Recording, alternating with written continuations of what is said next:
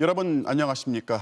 여권 내 2위 이낙연 전 대표가 내 삶을 지켜주는 나라를 만들겠다는 기치를 내걸고 대선 출마를 공식 선언했습니다. 정세균, 이광재 두 예비 후보는 정세균 전 총리로 단일화했습니다. 여권 내 1위 이재명 지사를 겨냥한 다른 후보들의 새 결집이 이제 본격적으로 시작된 겁니다. 먼저 이학수 기자가 보도합니다. 더불어민주당 이낙연 전 대표가 내 삶을 지켜주는 나라를 열쇠말 삼아 온라인 동영상으로 대선 출마를 공식 선언했습니다. 모두에게 최소한의 생활을 보장하는 신복지와 중산층 70% 시대를 대표 공약으로 내세웠습니다. 70%로 늘리겠습니다. 중산층이 두터워야 불평등이 완화됩니다. 사회가 위기에 강해집니다. 정세균 전 총리와 이광재 의원은 단일화 방침 발표 일주일 만에 정 전 총리를 단일 후보로 확정했습니다. 정 전 총리는 노무현 정신과 문재인 정부 계승을 내세우는 동시에 안정감 있는 리더십을 강조했습니다. 안정적인 대선 승리로 정권 재창출 반드시 이루겠습니다. 여권 내 첫 단일화가 성사된 가운데 이제 관심은 선두인 이재명 후보에 맞서는 추가 연대가 나올지 여부입니다. 정세균 전 총리와 이낙연 전 대표는 지난 토요일 오찬 회동에 이어 오늘은 이 전 대표의 출마 선언 동영상도 함께 관람하며 협력 가능성을 시사했습니다. 걸어온 길이 비슷하고 더구나 문재인 정부의 첫 번째와 두 번째 총리로 민주정부를 계승하고 발전시켜야 할 특별한 책임이 있지요. 다만 현재로선 단일화에 거리를 두는 후보들이 적지 않아 선두인 이재명 후보에 맞서는 단일화 연대가 얼마나 확장될지는 미지수입니다. 실제로 추미애 전 법무장관은 이 지사의 기본소득 공약을 옹호한 데다 박용진 의원도 경선 완주 방침이 확고합니다.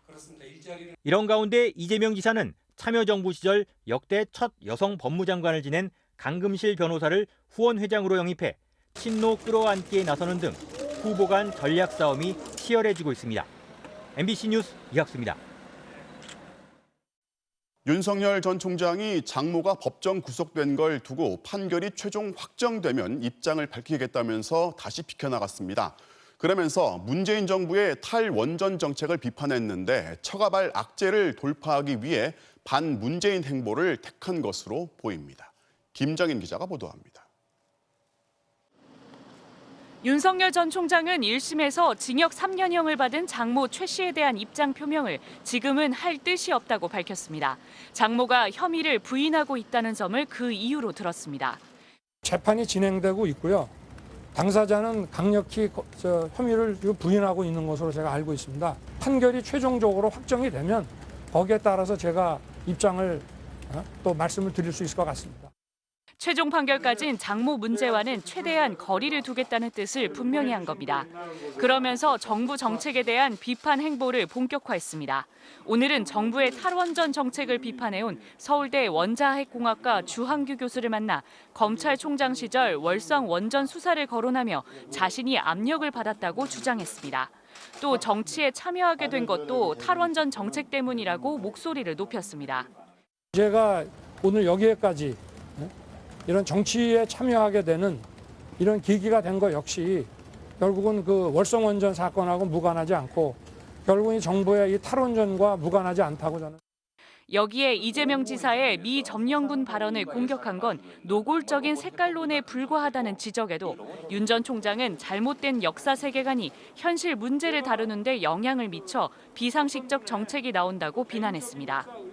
김재원 국민의힘 최고위원도 이 지사는 지리산에 들어가 빨치산을 하든지 북으로 망명하든지 하라며 거친 표현까지 동원하며 비난전에 가세했습니다. MBC 뉴스 김정인입니다. 민주당 송영길 대표가 상당히 거친 표현으로 강성친 문재인 세력에 쓴소리를 던지면서 하나 된 팀을 강조했습니다. 윤석열 전 총장을 향해서는 공정을 내세우지만 장모는 국민 재산을 약탈했다고 비난했습니다. 반대로 국민의힘 이준석 대표는 윤 전 총장을 감싸면서 이 지사를 공격했습니다. 김재경 기자입니다. 관훈클럽 토론에 나선 민주당 송영길 대표는 작심한 듯 윤석열 전 검찰총장을 겨냥했습니다. 장모 최 씨의 20억 원대 요양급여 편취는 국민재산 약탈이라면서 그동안 수사가 제대로 안 된 과정에 윤 전 총장이 관련됐는지 규명해야 한다고 요구했습니다. 또 장모 사건이 터지자 이재명 지사의 색깔론 공세를 편다고 날을 세웠습니다. 컨텐츠 없음이 드러난 게 아닌가 생각합니다. 장모 사건 터지고 그러니까 왜 갑자기 또 공안검사 같은 시대로 돌아가는지. 당내를 향한 발언도 거침이 없었습니다. 지난 2007년 대선에서 일부 친노 진영이 정동영 후보를 거부한 사례를 비판하고 강성 친문을 뜻하는 속어까지 쓰며 자제를 요구했습니다. 소위 대깨문이라고 떠드는 사람들이 누구가 되면 차라리 야당이 되겠다 이런 안이한 생각을 하는 순간 문재인 대통령을 지킬 수도 없고. 이에 대해 정세균 전 총리는 송 대표가 당 지지자들을 비하하는 단어를 사용했다며 즉각 사과하라고 반발했습니다. 친일 잔재 발언과 관련해 연일 이념 공세를 펴며 이재명 지사를 비난하고 있는 국민의힘에선 이준석 대표가 나섰습니다. 정부 수립 자체를 폄훼하는 시도는 국민 분열을 통해 정치적 이득을 보고자 하는 매우 얄팍한 술수입니다. 장모의 법정 구속으로 위기에 몰린 윤 전 총장에 대해선 연좌죄는 없다고 엄호했지만 조기 입당은 계속 압박했습니다. 국민들 입장에서 그러면 8월에 준비 안 된 사람이 10월에 준비가 되느냐? 네. 9월에 준비 안 된 사람이 10월에 준비가 되느냐? 그렇게 개연성이 있는 어떤 접근은 아니라고 봅니다. 영입을 둘러싼 신경전이 계속되는 가운데 국민의힘은 경선 준비위를 꾸려 당 외곽 유력 주자들에 대한 영입 작업을 병행할 예정입니다. MBC 뉴스 김재경입니다. 지난 주말 전국 곳곳에 피해를 냈던 장마 전선이 다시 강하게 발달하고 있습니다. 남부지방은 내일까지 최고 300mm의 폭우가 쏟아질 것으로 보이는데요. 특히 밤부터 새벽 사이에 강한 비가 내릴 것으로 예상되고 있어서 피해 없도록 주의하셔야겠습니다. 장유진 기자가 취재했습니다. 주말 새 집중호우를 몰고 온 장마 전선은 오늘 낮 동안 남해안에 머무르며 남부지방 곳곳에만 비를 뿌렸습니다. 전남 여수와 목포 등 남부 해안 지방에는 장대비가 내리다 그치기를 반복하면서 호우특보가 내려지기도 했습니다. 오후 들어 힘이 조금 빠진 장마 전선은 밤이 되면서 다시 폭발적으로 발달하고 있습니다. 내일까지 남부지방에는 최고 300mm 이상의 물폭탄이 쏟아지겠고 충청권과 경북 북부에도 30에서 많게는 100mm의 비가 내리겠습니다. 특히 밤부터 새벽 사이 비가 집중되는 야행성 폭우 형태가 되겠고 소규모 지역을 덮치는 물폭탄의 우려도 있다고 기상청은 설명했습니다. 대기 하층의 바람이 강해지는 야간에 강수가 집중되면서 피해가 발생할 우려가 있겠습니다. 일부 지역에서는 시간당 80mm 이상의 매우 강한 비가 오는 곳도 있겠습니다. 유독 강하게 쏟아지는 이번 장마는 중국과 홍콩, 일본 등 이웃 국가에 이미 큰 피해를 내고 있습니다. 중국 장시성에서는 지난주 초 내린 장맛비로 주택이 붕괴하거나 농경지가 침수되면서 약 108만 명의 주민이 피해를 봤습니다. 또 홍콩에서도 시간당 70mm가 넘는 폭우로 증시가 휴장되는가 하면 일본 시즈오카현에서는 100년 만에 기록적인 폭우로 산사태 피해가 났습니다. 기상청은 수요일인 모레까지는 장마 전선이 주로 남부지방에 머물다가 모레 밤부터는 서울 등 수도권에도 다시 비를 뿌릴 것으로 예보했습니다. MBC 뉴스 장유진입니다. 집중호우로 산사태가 발생한 일본에서는 사흘째인 오늘 사망자가 4명으로 늘었고 주민 80명의 행방이 파악되지 않고 있습니다. 산사태 원인 조사도 시작이 됐는데 택지 개발이 진행 중이었던 것으로 드러나면서 인재라는 지적이 나오고 있습니다. 도쿄에서 고현승 특파원이 취재했습니다. 비가 그치면서 수색이 본격화됐지만 생존자를 찾지는 못했습니다. 급경사면이 온통 흙더미로 덮여 있어 중장비 접근이 어려워 일일이 손으로 치우고 있습니다. 사망자는 4명으로 늘었는데 실종자 수는 제대로 파악도 못하고 있습니다. 첫날 20여 명이라고 밝혔지만 주민 대장을 대조해보니 113명이 행방불명 중이라고 했고 安否の未確認の方が113名となっております。この作業は今日も引き続き 오늘은 다시 80명으로 수정했습니다. 아타미시는 유명 온천 관광지로 별장이 많아 실제 거주 여부를 알기 쉽지 않다는 겁니다. 산사태 원인은 인재일 가능성이 높아 보입니다. 산사태가 시작된 지점을 보면 나무를 베어낸 자리에 택지를 조성하고 흙을 쌓아놓은 모습이 확인됩니다. 산사태 토사량 전체의 절반이 넘는 5만 4천 제곱미터의 흙이 쌓여 있었는데 대부분 사라졌습니다. 盛り土部分がほぼすべてこの流されたということが分かったと、ここはしっかりと検証するという決意でおります。 엄청난 양의 토사가 그 아래 가파른 경사면을 따라 빼곡히 들어선 건물들을 휩쓸고 지나간 겁니다. 산사태 발생 원인도 피해가 커진 이유도 무분별한 개발이라는 지적이 나오고 있습니다. 피난 지시도 제때 발령되지 않았습니다. 당시 영상을 보면 대형 산사태가 덮치기 전 소규모 산사태로 이미 도로엔 진흙이 가득했고 소방대도 현장에 출동한 상태였는데 경계 경보는 5단계 중 3단계, 고령자 피난 지시뿐이었습니다. 일본 정부는 실종자 수색을 최우선으로 전력을 다하겠다고 밝혔지만 생존 골든타임인 72시간까지 이제 시간은 얼마 남지 않았습니다. 도쿄에서 MBC 뉴스 고현승입니다. 오늘 광주에서는 전두환 씨 재판이 열렸지만 전 씨는 오늘도 별 이유 없이 나오지 않았고 재판부는 계속 안 나오면 불이익을 주겠다고 경고했는데요. 그런 전 씨가 오늘 서울의 집 밖으로 나와서 혼자 산책하는 모습이 포착됐습니다. 강나림 기자가 보도합니다. 오늘 오전 10시 반 서울 연희동 전두환 씨 자택 앞. 옅은색 바지에 잘 다려진 와이셔츠, 하늘색 자켓을 차려입고 골목길을 산책하는 남성, 전두환 씨입니다. 불과 3시간 반 뒤 광주지방법원에서 자신의 항소심 재판이 예정돼 있었지만 그곳엔 가지 않은 채 집 앞 산책을 나온 겁니다. 전 씨는 뒷짐을 지고 꼿꼿한 자세였고 마스크는 쓰지 않았습니다. 당시 골목에서 전 씨를 확인한 한국일보 사진 기자가 전 씨를 촬영했습니다. 전 씨는 인상을 쓰며 응시하더니 당신 누구냐고 고함치듯 물었다고 취재진은 전했습니다. 소동이 벌어지자 경호원 1명이 나왔고 불쾌한 표정을 감추지 못하는 전 씨를 자택 안쪽으로 이끌었습니다. 전 씨는 자신의 회고록에서 5.18 민주화 운동 당시 헬기 사격을 목격했다고 증언한 고 조비오 신부의 명예를 훼손한 혐의로 1심에서 징역 8개월에 집행유예 2년을 선고받았습니다.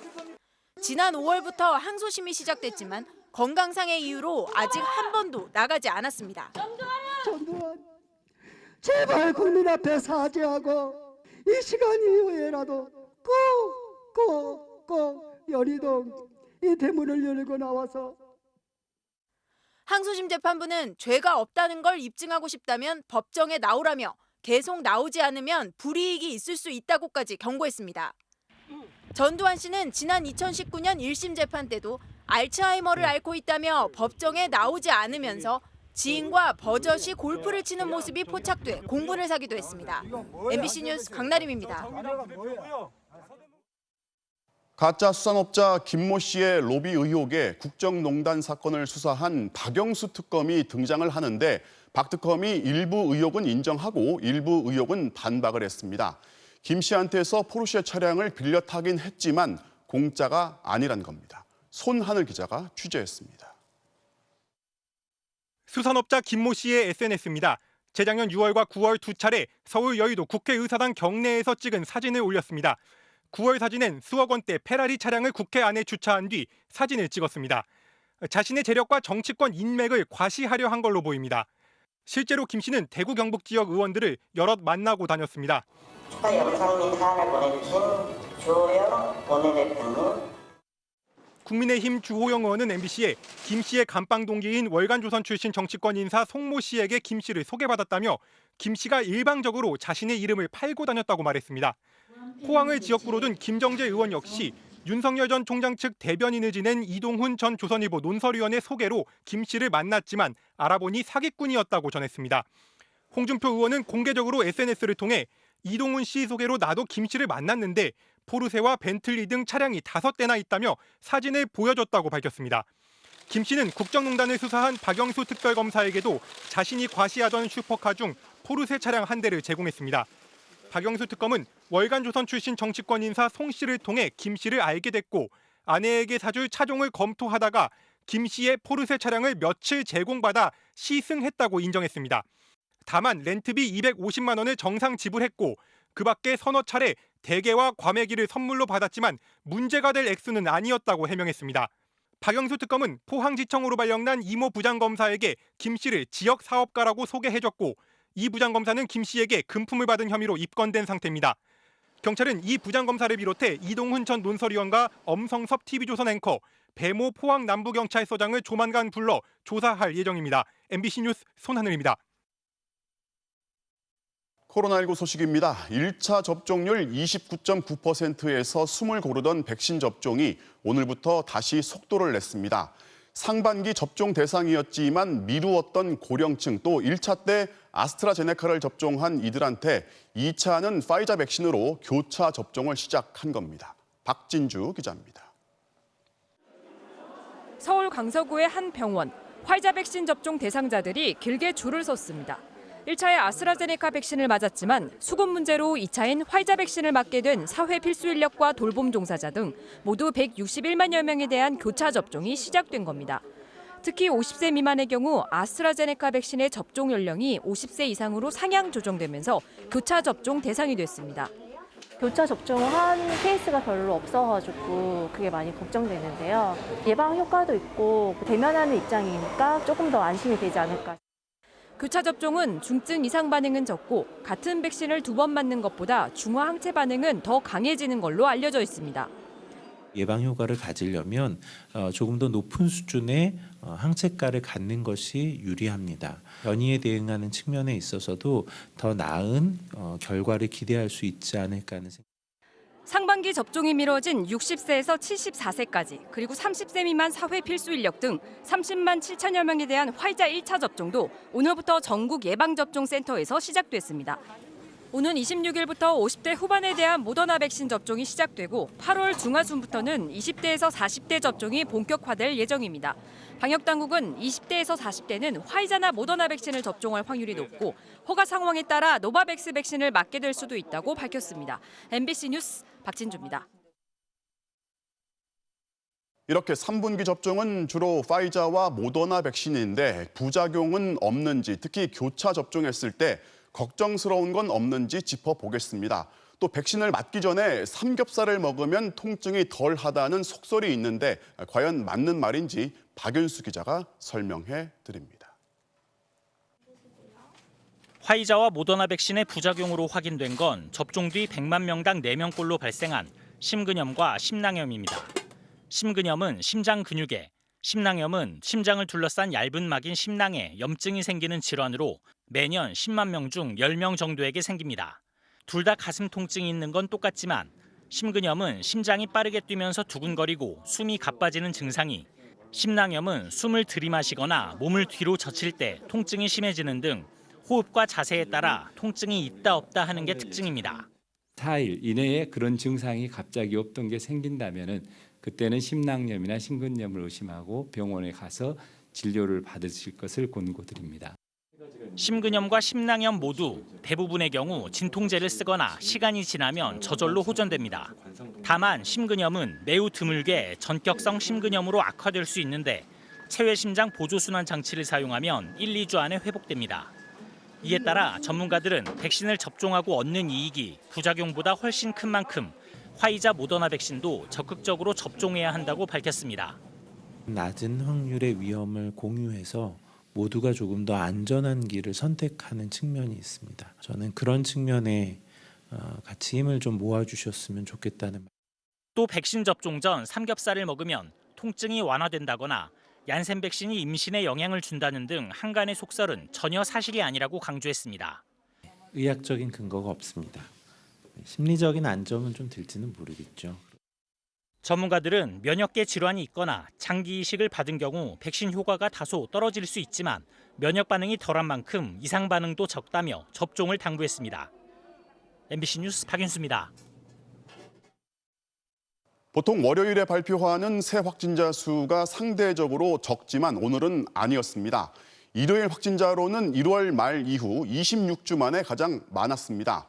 수도권 20, 30대가 확산세의 중심에 있는데 정부는 일상 회복으로 전진할지 후퇴할지 그 갈림길에 서 있다고 진단했습니다. 이덕영 기자입니다.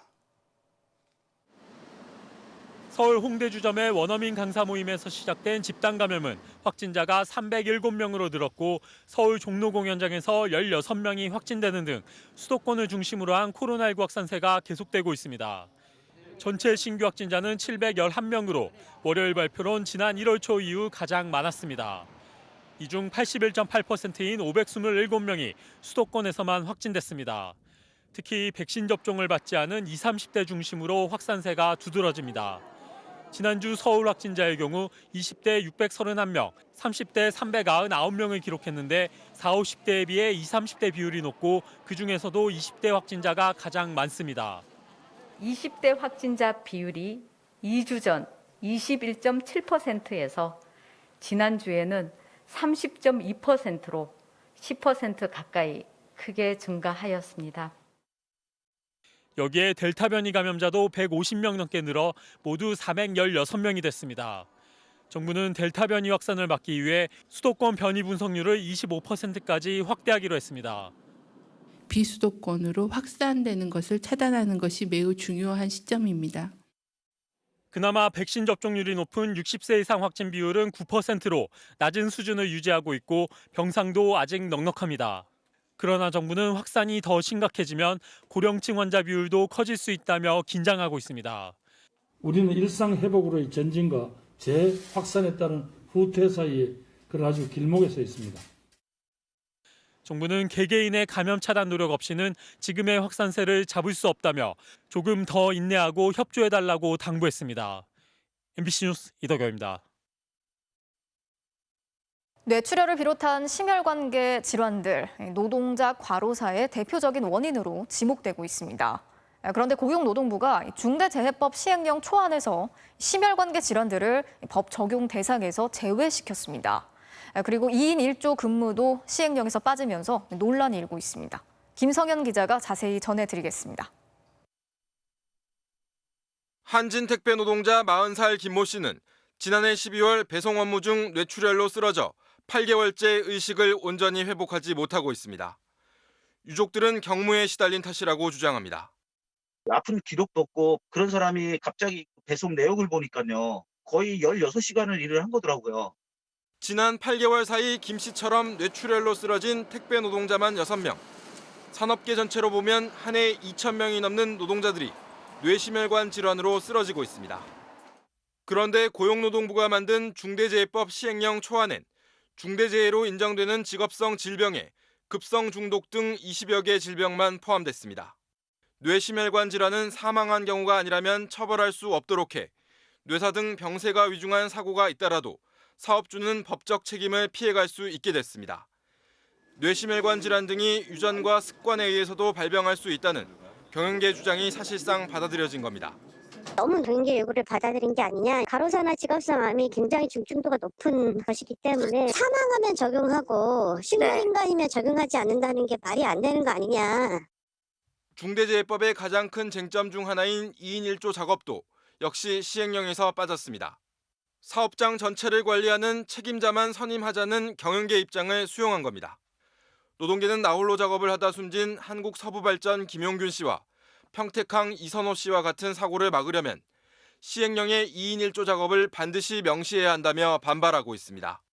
가장 문제가 2인 1조 작업 확보인데 그게 빠지게 되면 근본 취지가 다 빠져나가는 거여서 김용균 없는 김용균법 이렇게 되지 않을까.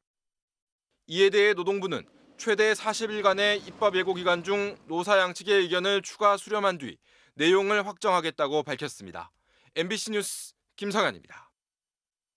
윤석열 전 검찰총장의 장모 최모 씨, 지난주 실형이 선고된 요양병원 불법 운영 혐의 말고도 잔고 증명서를 위조한 사건으로 재판을 받고 있죠.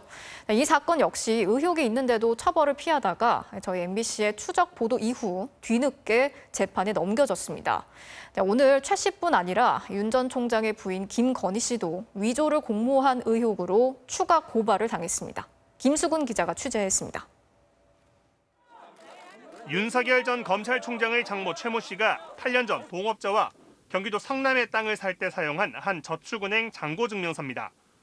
2013년 4월부터 10월까지 4장이 발급됐는데 통장에 무려 349억 원이 있다고 적혀 있습니다.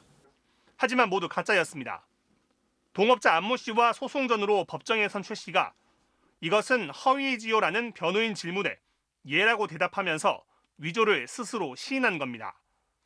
그런데 명백한 자백에도 당시 검찰은 최 씨에게 아무런 조치를 취하지 않았습니다.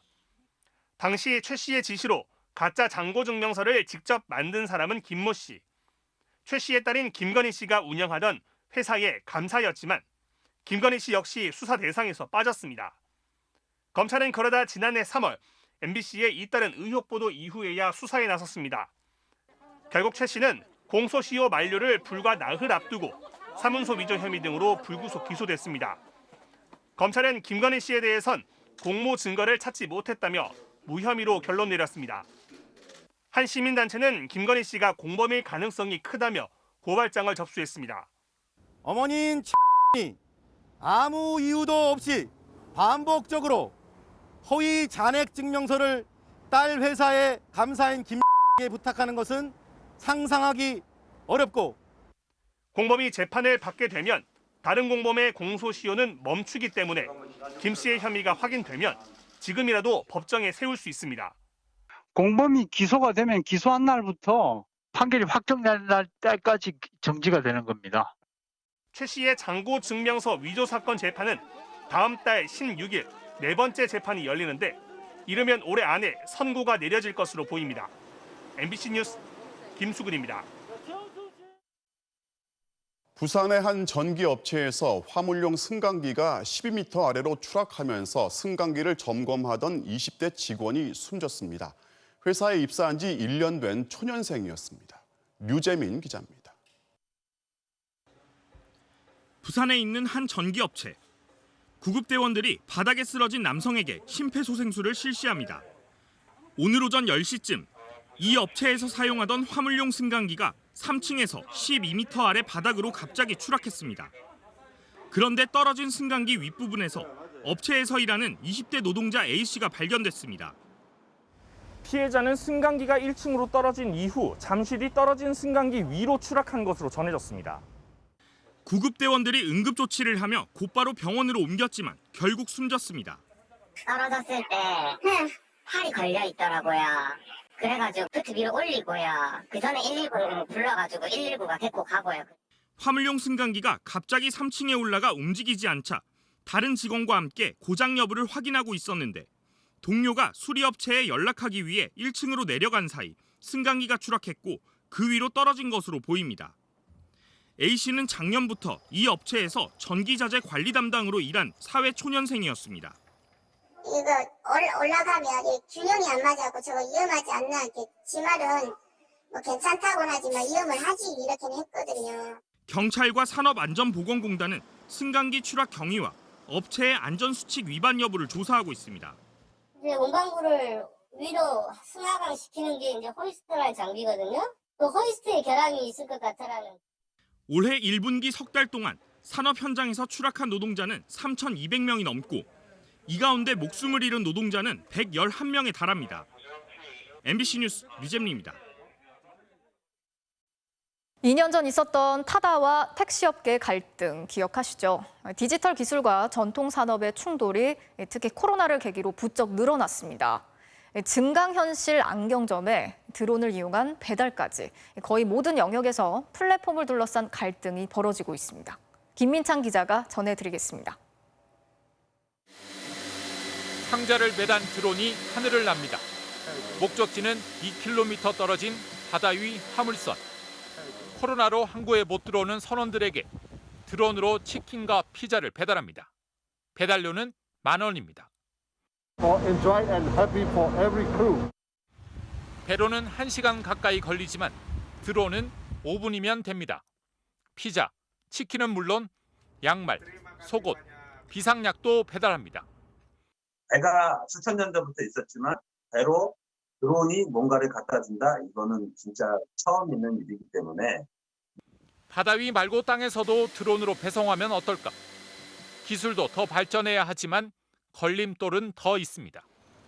작은 화물차나 오토바이 배달로 먹고 사는 수많은 사람들의 생계가 위협받기 때문입니다.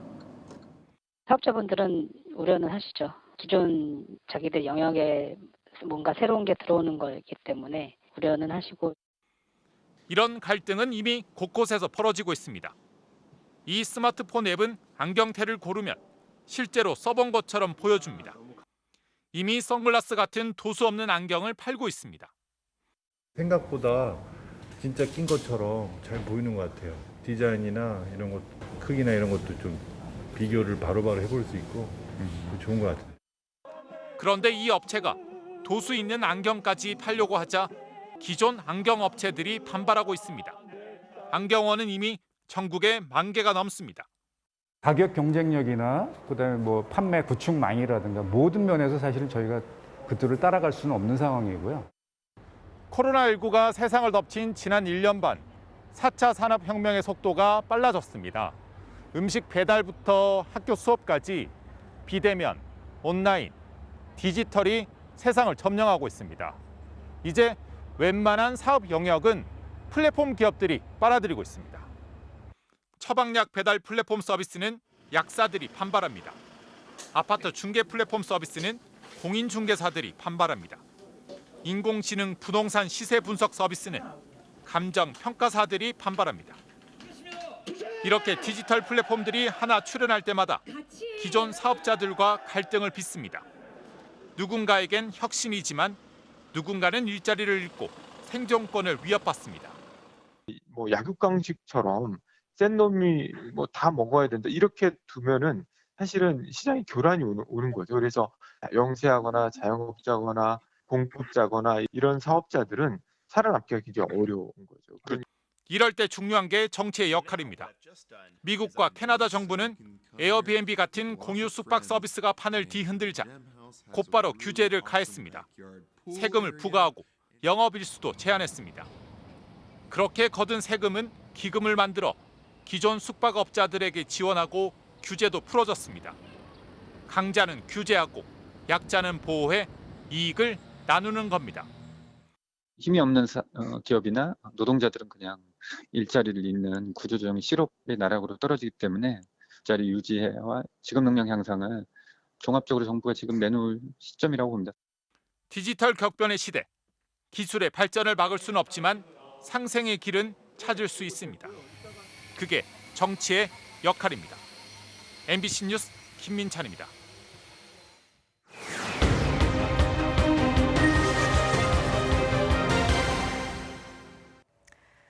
대낮 길거리에 정차해 있던 볼보 승용차가 갑자기 출발을 해서 시속 120km에 달하는 속도로 500m를 돌진했습니다. 운전자는 온 몸에 뼈가 부러지는 중상을 입었는데요. 반자율주행 기능이 오작동한 급발진 사고라면서 볼보를 상대로 소송을 냈습니다. 제보는 MBC 홍신영 기자가 전해드리겠습니다. 경기도의 한 아파트 상가 앞 도로. 길가에 서 있는 흰색 볼보 승용차에 운전자가 올라탑니다. 그런데 한동안 멈춰있던 차가 갑자기 굉음과 함께 출발합니다. 어머, 잠깐만. 운전자는 당시 주차된 상태에서 통화 중이었습니다. 영수증이 안 들어왔다고? 왜 안 들어갔을까? 잠깐만. 어머, 잠깐만. 속도가 걷잡을 수 없이 빨라지면서 과속방지턱도 거칠게 날아가듯 넘어가며 질주합니다. 잠깐만. 신호도 무시한 채 사거리도 그대로 통과합니다. 잠깐만. 이거 안 돼. 최고 속도 시속 120km. 단 19초 만에 사거리를 3개나 지나 500m나 달린 차량은 정면에 국기계 양대를 들이받고서야 멈췄습니다. 방 소리가 나길래 뭔 일이야 이렇게 본 거지. 그러다 휙 뜨고 차가 막 내달리더라고. 운전 경력 23년의 50대 운전자 전모 씨는 곳곳에 뼈가 부러지는 중상으로 전치 20주의 진단을 받았습니다. 평생 거동이 불편한 장애를 갖고 살아야 합니다. 출발할 생각이 전혀 없어 안전벨트조차 매지 않은 상태였는데 차가 갑자기 출발했다는 게 운전자의 주장.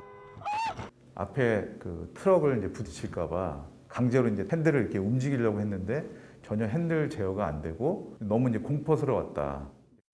이 차는 반자율주행 기능이 있는데 이 시스템이 오작동한 것이 아니냐는 게 전시 측 주장입니다. CCTV상으로 보면 차량의 브레이크 후미 등에 불이 들어오지는 않았습니다. 하지만 영상을 본 한 차량 전문가는 운전자 의사와 다르게 차량이 출발한 것은 분명해 보인다며 차량 오작동 가능성을 제기했습니다. 출발하고 즉각적으로 했다는 의미는 네네. 의도와 달리 차량이 진행을 했다는 부분. 앞차와 거리가 가까워지면 속도가 줄거나 멈추는 기능도 있지만 당시 이조차 작동하지 않았고 중앙선도 그냥 넘어갔습니다.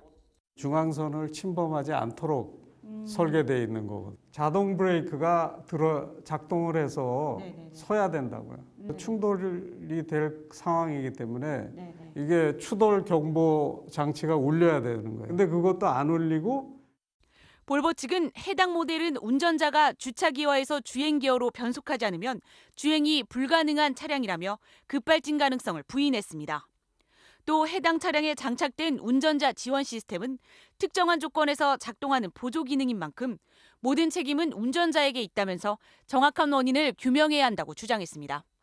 하지만 운전자 측은 차량 시스템의 결함이 명백하다며 볼보를 상대로 2억여 원의 손해배상 소송을 냈습니다.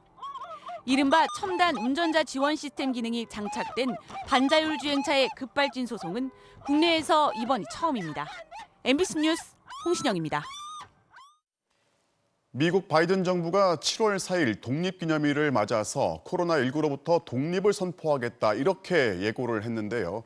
그런데 수만 명이 마스크도 쓰지 않고 축제를 즐기면서 코로나 독립은커녕 오히려 대유행의 기폭제가 될 거라는 우려가 나오고 있습니다.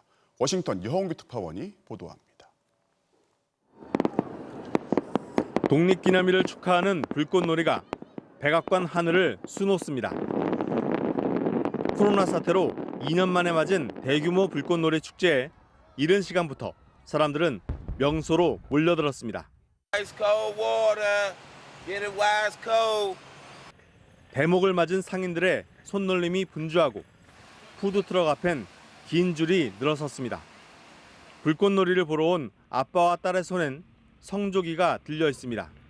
호텔들도 모처럼 관광객들로 북적거리고 플로리다 해변도 축제를 즐기러 나온 사람들이 백사장을 빼곡히 메웠습니다. 공연장을 가득 메운 관객들은 서로 몸을 붙인 채 춤을 춥니다. 그런데 마스크를 쓴 사람은 찾기 어렵습니다. 백신을 맞은 사람과 맞지 않은 사람이 구별되지 않는 상황에서 보시는 것처럼 대부분의 사람들이 마스크를 쓰지 않았고 거리 두기도 별로 의미가 없어 보입니다. 마치 코로나가 언제 있었나 싶을 정도의 분위기입니다. The science has shown if you are vaccinated that you cannot pass it to other people and you cannot get it. 하지만 우려도 큽니다. We have friends who have kids who can't be vaccinated because they're too young, so we try to ensure that we're cautious. 당초 바이든 대통령은 코로나 독립을 선언할 거라고 예고했지만 결국 하지 못했습니다. COVID-19 has not been vanquished. We all know powerful variants have emerged, like the Delta variant. 독립기념일까지 성인 70%에 최소 한 차례 백신을 접종한다는 목표를 달성하지 못했고 델타 변이의 확산이 심상치 않기 때문입니다. 특히 이번 연휴 기간 여행객이 작년보다 급증할 거란 예측이 나오면서 코로나 독립은커녕 새로운 대유행의 기폭제가 될 수 있다는 경고도 나오고 있습니다. 워싱턴에서 MBC 뉴스 여홍규입니다.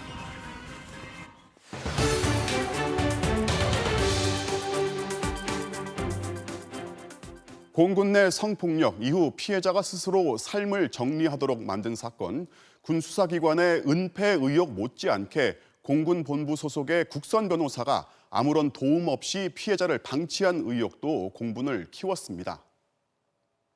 적극적으로 하셔야 될 것 같지 않아요? 웃어요? 아니요, 그래. 사람이 죽은 사람이 아버지 앞에서 웃어?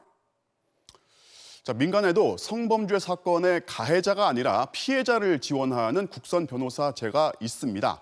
그런데 도움은커녕 오히려 피해자를 2번, 3번 울리는 경우가 많습니다. 먼저 양수연 기자가 그 사연을 들어봤습니다. 성추행과 불법 촬영 피해자인 30대 박모 씨. 고 이중사의 처지가 남의 일 같지 않습니다. 정부가 붙여준 국선 변호사 때문입니다. 재판 시작을 코앞에 두고야 연락이 닿았지만 뜻밖의 답을 들어야 했습니다.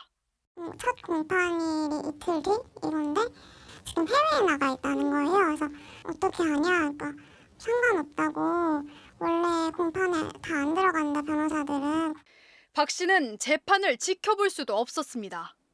가해자와 마주칠 엄두가 안 났던 겁니다. 막장이 무너지는 느낌? 너무 충격적이었어요. 너무 당연하게 같이 들어갈 거라고 생각을 했었고, 그러니까 저를 대신해서 이렇게 해주는 사람이잖아요. 딱 한 번.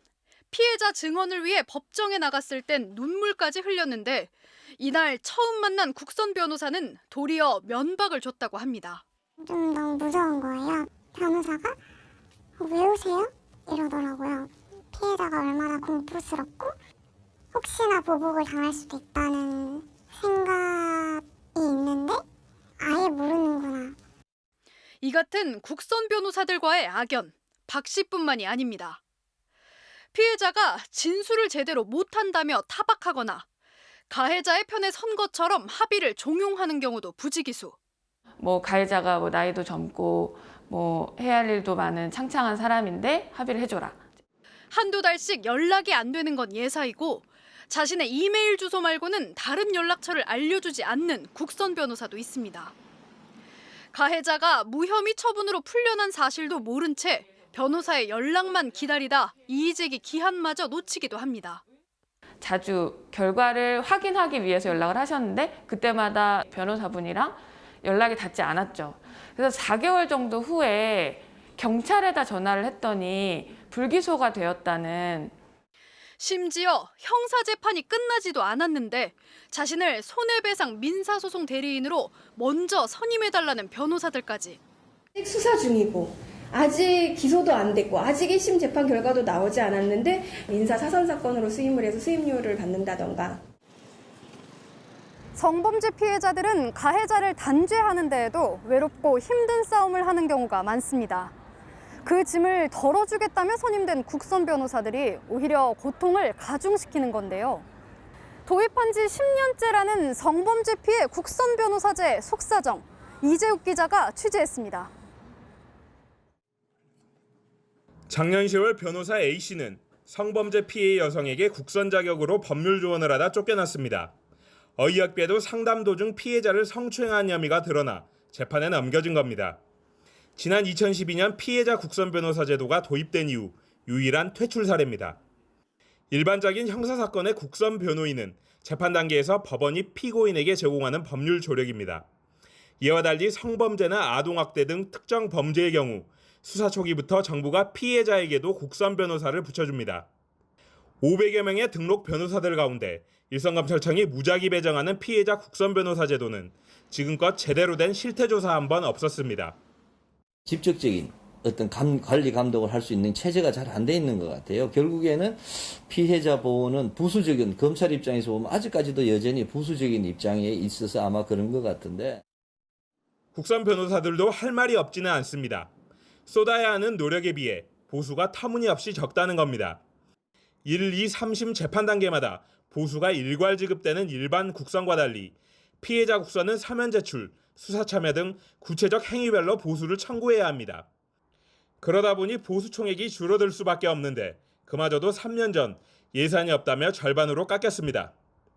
다른 사선 사건이 들어온다거나 하면 그 사선 사건에 당연히 신경이 더 쏠릴 수밖에 없을 거고, 피해자 국선이라는 게 결국은 내가 공익활동을 하겠다, 좀 의지가 필요하거든요. 또 피해자는 형사 절차의 당사자가 아니어서 수사나 재판 정보를 얻는데 제약이 많고 공판 일정을 정하는데 관여할 수 없어 재판 날짜를 맞추기도 한계가 있다는 겁니다. 법률 지원이라던가 사회복지 체계라던가 다양한 것들을 연결할 수 있는 많은 업무 범위가 있습니다. 전문성을 가지고 책임감 있게 하는 구조로 변화가 돼야 돼요. 형사 피해자 지원만을 담당하는 국선 변호사는 현재 전국 23명에 불과합니다. 다른 사건 수임에 눈을 돌리지 않는 이들 전담 인력부터 당장 늘리는 게 시급해 보입니다. MBC 뉴스 이재욱입니다. 어제 새벽 충남 부여의 한 단독주택에서 불이 나서 80대 할머니가 숨졌습니다. 50대인 아들만 집 밖으로 피신을 해서 목숨을 구했는데 알고 보니까 이 아들이 직접 불을 지른 것으로 드러났습니다. 김광현 기자가 취재했습니다.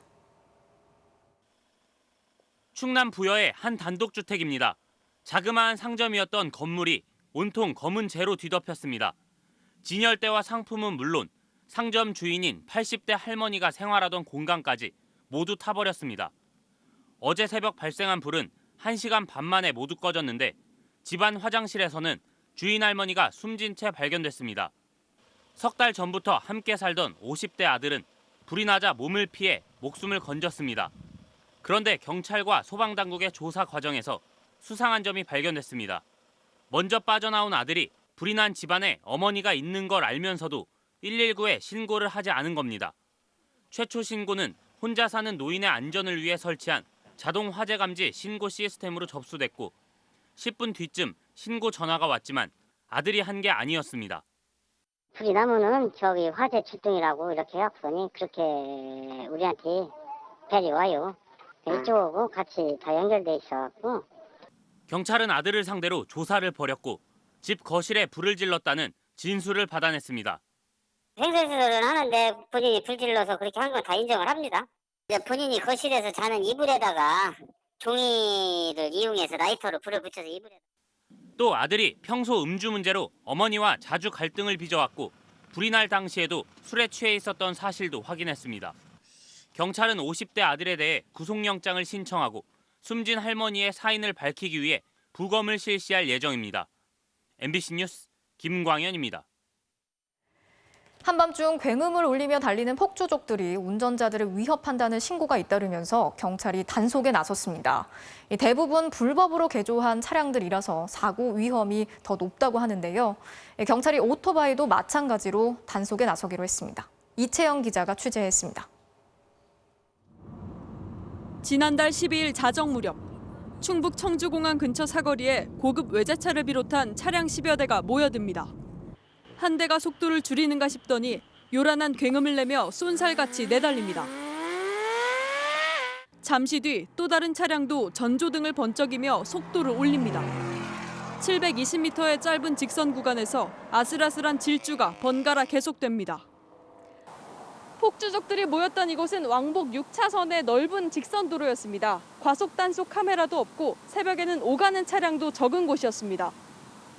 수사를 벌이던 합동 단속팀이 현장을 덮쳤더니 차량 불법 개조가 심각한 수준이었습니다.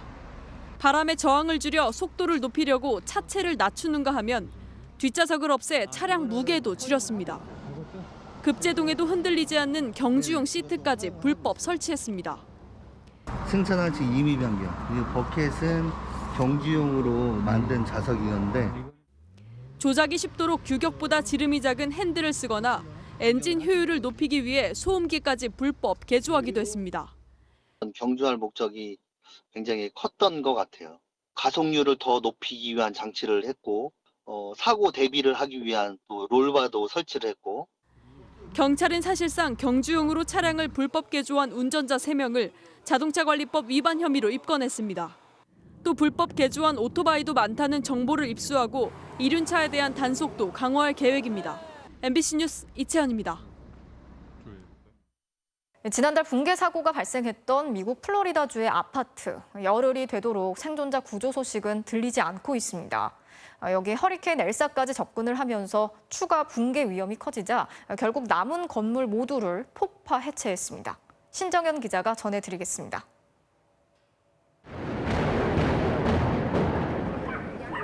건물이 살짝 흔들리는가 싶더니 순식간에 와르르 무너져 내립니다. 희뿌연 연기가 주변을 뒤덮습니다. 전체 136가구 중 절반 가까이 무너진 뒤 아슬아슬하게 버티고 있던 나머지 건물들이 완전히 폭파 철거된 겁니다. 붕괴 사고 열흘 만입니다. And it's not going to interfere with the fire chief's capability to get in and search the 1/3 of the pile that has not been yet searched. 폭파 해체 작업은 조심스럽게 진행됐습니다. 1층과 2층 기둥에 구멍을 뚫어 폭약을 설치하고 최대한 좁은 범위에서 무너지도록 했습니다. 실종자들이 매몰된 것으로 추정되는 잔해 더미로 쓰러지지 않게 하기 위해서입니다. 당초 실종자 수색이 마무리되면 철거할 예정이었지만 추가 붕괴 우려가 계속 제기됐습니다. 실제로 며칠 전엔 건물이 흔들리며 구조와 수색 작업이 15시간 동안 중단되기도 했습니다. 게다가 허리케인 엘사까지 곧 상륙할 것으로 예보돼 철거 계획이 앞당겨졌습니다. I feel relief because this building was unstable, the building was hampering our search efforts. Really, we were stuck that we couldn't get to a certain part of the pile. 현지 소방당국은 전면 철거로 그동안 접근이 어려웠던 지하 주차장 등의 수색에 도움이 될 것으로 기대하고 있습니다. 현재까지 수습된 사망자는 10살과 4살 아이를 포함해 모두 24명이며 실종자는 120명이 넘습니다. MBC 뉴스 신정현입니다. 지난 3월 중국에서 나이키, H&M 등 해외 의류 기업에 대한 불매 운동이 거셌었죠. 신장 위구르 지역의 인권 문제를 거론하자 중국을 비난한다며 공격한 건데 이번엔 홍콩에 본사를 둔 한 음료 업체가 표적이 됐습니다. 20, 30대 젊은 층을 중심으로 불매 운동을 벌이고 있는데요. 그 이유가 뭔지 베이징에서 이혜인 특파원이 취재했습니다. 중국의 한 마트 직원이 냉장고에 진열된 음료수들을 치우고 있습니다. 비타소이란 회사 제품입니다. 지난 주말부터 중국 전역에서 이 회사 제품에 대한 불매 운동이 거세게 일고 있습니다.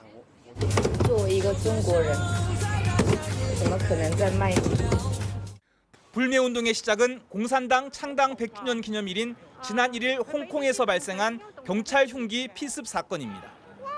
용의자는 홍콩 보안법에 반대하며 중국 경찰을 흉기로 공격한 뒤 극단적 선택을 했는데 알고 보니 이 회사의 직원이었습니다. 회사는 유족에게 애도의 뜻을 표했는데 중국 네티즌들이 테러리스트를 애도했다며 비난을 쏟아냈습니다. 이들은 반중행위 절대 배척 등의 문구를 SNS에 올리며 불매 운동을 선동했고 이 회사의 광고 모델들이 계약 해지를 선언하는 등 유명 연예인들도 대거 동참했습니다.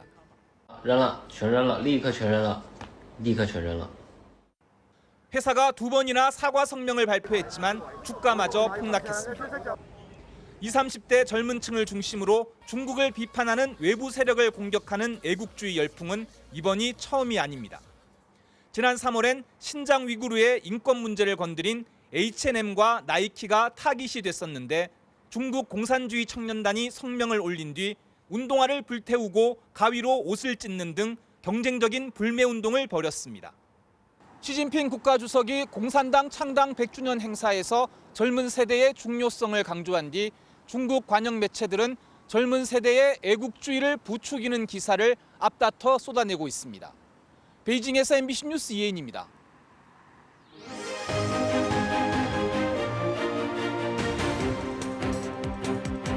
정치적 참견 시점 정치팀 김지경 기자 나와 있습니다. 자, 오늘 준비한 소식 볼까요? 네.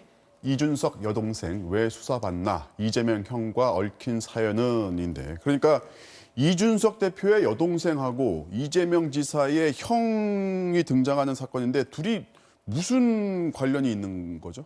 네, 국민의힘 이준석 대표의 여동생이 정신과 의사인데요. 환자 비밀을 누설한 혐의로 최근에 고발을 당했습니다. 네. 그런데 그 환자가 바로 이재명 지사의 친형, 그러니까 지난 2017년에 고인이 된 이재선 씨입니다. 네. 그럼 어떻게 환자 비밀을 누설했다는 논란이 시작된 건지 3년 전 이준석 대표 발언부터 들어보시죠. 네. 이재명 시장님이 돌아가신 형님이 이제 있잖아요. 네. 그 이재선 씨라고. 제 동생이 의사인데 제 동생한테 치료를 받으셨더라고요. 그 이상은 공개하면 안 되겠지만 어쨌든 그런데 그분이 굉장히 그 당시에도 억울하다부터 시작해서 동생한테 여러 얘기를 했던 그 당시에 이제 네. 이재명 시장과의 갈등 때문에 힘들다 이런. 네, 이 대표는 자세히 공개하면 안 된다면서도 동생과 여러 번 이런 얘기를 나눴다고 했는데요. 이어서 들어보시죠. 네. 동생이 가끔마다 저한테 이재명 시장 동생, 그 형님이 오셔가지고 또 이제 막 그 문자 온 거 보여주고 이렇게 하면서 하셨다고 이렇게 하셔서 가족 간에 굉장히 좀 불화 같은 게 좀 있긴 했구나라는 생각을 좀 하긴 했어요. 자, 그런데 이제 정신과 의사가 환자랑 상담한 내용을 다른 사람한테 이렇게 알리면 안 되는 거잖아요. 네, 그렇습니다. 의료법을 보면 의료인이 환자에 대한 정보를 외부에 알리는 걸 엄격하게 금지하고 있습니다. 네. 특히 정신질환자에 대해서는 특별법까지 만들어서 비밀 누설을 더 엄격하게 막고 있는데요. 이걸 어기면 3년 이하의 징역 또는 3천만 원 이하 벌금형에 처해집니다. 네. 의료법 전문 변호사의 설명 들어보시죠. 네. 환자 중에 정신건강질환자는 가장 취약한 사람들입니다. 정신건강복지법이라는 특별법을 만들었고요. 그래서 여기서 근무하는 사람은 의료인이 아니라 일반 직원이라 하더라도 비밀 유지 의무를 두고 있습니다. 형사처벌이 된다면은 의사 면허 취소나 정지처분까지도 할 수가 있어요. 네, 이런 이유를 들면서 한 시민단체가 이준석 대표 동생을 고발했고 경찰이 수사에 착수했습니다. 자, 이준석 대표는 어떤 입장입니까? 네, 법적으로 전혀 문제가 될 게 없다고 주장했는데요. 이 대표가 오늘 밝힌 입장입니다. 네. 제 동생의 건 같은 경우에도 의료 정보가 아닌 부분이라고 이제 정확히 보고 있기 때문에 저는 그건 뭐 법적으로 뭐 수사 과정에서 다 밝히지 않을까 생각합니다. 고발했다는 단체가 뭐 정치적 편향성 있는 단체라는 거는 많이 얘기가 나오고 있어가지고. 네, 그러니까 자신이 동생한테 듣고 외부에 말한 건 구체적인 의료 정보가 아니라서 괜찮다는 겁니다. 자, 뭐 다툼의 여지가 있을 것 같은데 법 쪽의 의견도 들어봤죠? 네, 정신질환자의 경우에는 치료받았다는 사실 자체도 아주 민감한 정보라서요. 이 대표의 발언은 분명 논란의 소지가 있습니다. 다만 국민의힘 소속 변호사는 이 지사 가족의 갈등은 어느 정도 알려진 사실이라서 문제가 안 된다고 해명했는데요. 네. 민주당 소속 변호사의 반대 입장까지 이어서 들어보시죠. 네. 환자에게 비밀로서 보호할 만한 가치가 있는 비밀 정보여야 된다. 이 당시에 이런 이재명 지사의 가족 문제가 있다는 게 어느 정도는 드러나 있었어요. 본인 스스로도 굉장히 조심스럽게 얘기했어요.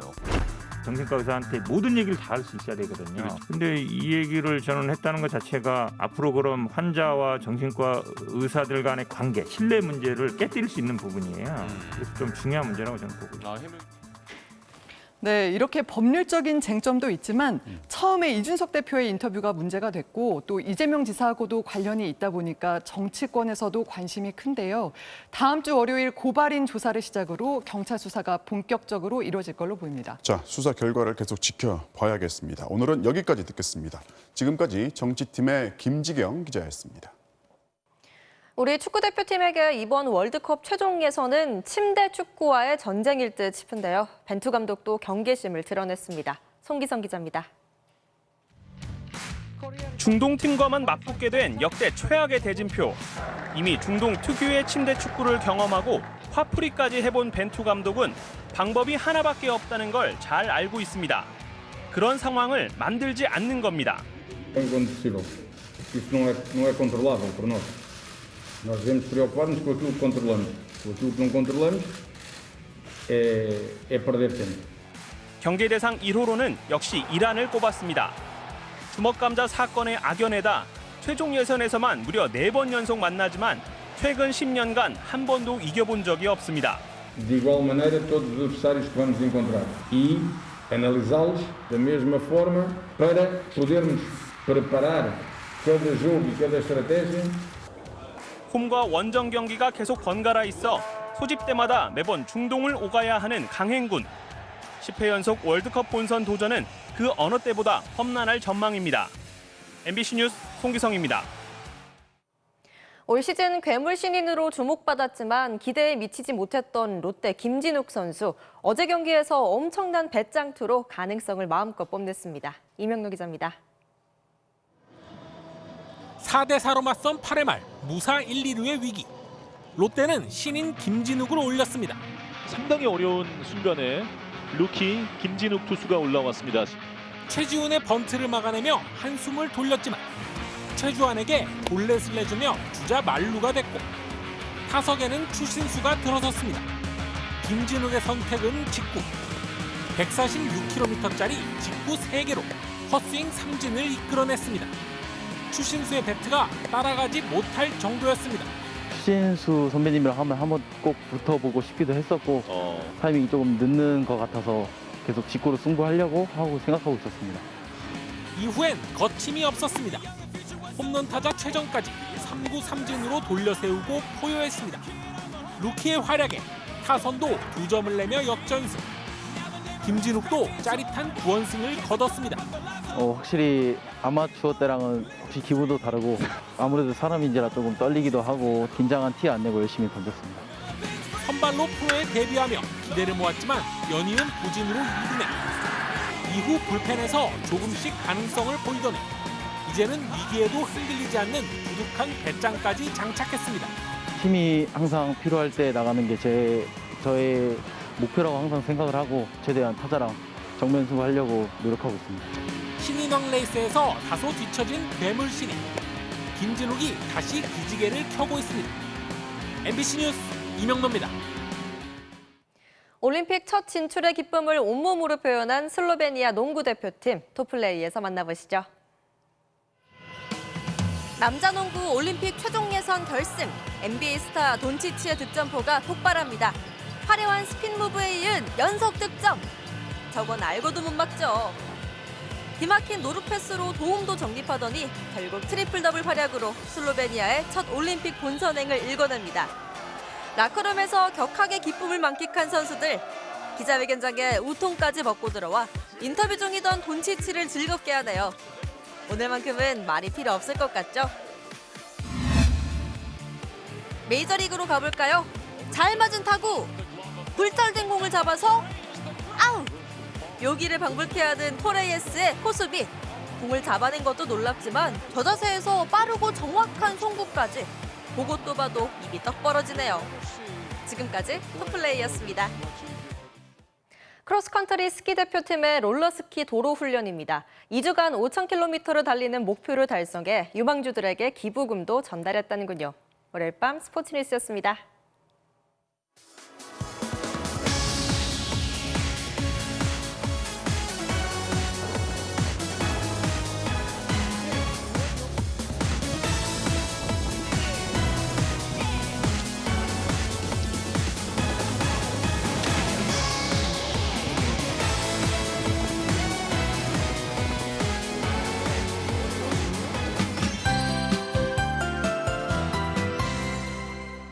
중북부 지방은 비구름이 닿지 못하고 있는 반면 남쪽은 상황이 다릅니다. 이미 서해 남부 해상에서 강하게 발달한 폭우구름이 다가서면서 호남 지방부터 빗줄기가 굵어지고 있습니다. 현재 전북 부안에는 시간당 20mm 이상의 강한 비가 내리고 있는데요. 이 비구름은 밤사이 더 폭넓고 강하게 발달하면서 대구를 비롯한 그 밖의 남부 지방까지 더 파고들겠습니다. 이에 따라 현재 광주를 비롯한 호남 서쪽 지방을 중심으로는 호우주의보가 발효 중인데요. 이 특보는 밤사이 그 밖의 남부 전역으로 확대되겠습니다. 오늘 밤 사이 남부 지방을 중심으로는 시간당 최고 80mm 이상의 매우 강한 비가 집중되겠습니다. 내일까지 예상되는 비의 양은 남부 지방에 최고 300mm 이상, 충청 남부와 경북 북부 지방에 50에서 100mm가량입니다. 내일 서울 등 수도권 지방은 흐리기만 하겠고요. 강원 남부에도 비가 조금 오겠습니다. 또 새벽 동안 남해안 일대에는 바람이 강하게 불겠습니다. 아침 최저 기온은 서울 21도 등으로 오늘과 비슷하거나 조금 높겠고요. 낮 최고 기온은 서울 31도, 춘천 32도까지 오르겠고 광주는 26도가 예상됩니다. 이번 주 후반에는 수도권 등 중부 지방에도 다시 장맛비가 내릴 전망입니다. 날씨였습니다. 7월 5일 뉴스데스크 마치겠습니다. 오늘도 함께해 주신 여러분 고맙습니다.